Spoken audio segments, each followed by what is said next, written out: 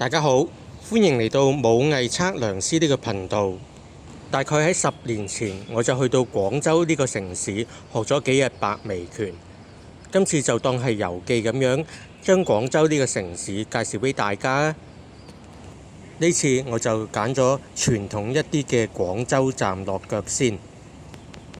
廣州嘅歷史大概由秦朝南征百越開始，然之後由漢族將領趙佗建立南越政權，割據一方。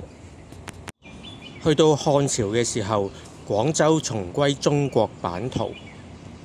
去到之後嘅唐、宋、明、清，廣州成為一個重要嘅對外海上貿易城市。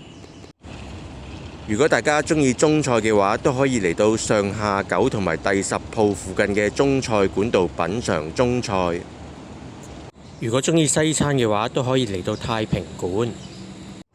除咗食嘢之外，當然都要參觀下宗教場所啦。喺廣州就有著名嘅石室聖心大教堂。咦？出入宗教場所都係換返件衫先。另外亦有海洞寺，傳說陸亞彩喺度將洪拳傳俾黃太，黃太再傳洪拳俾黃麒英。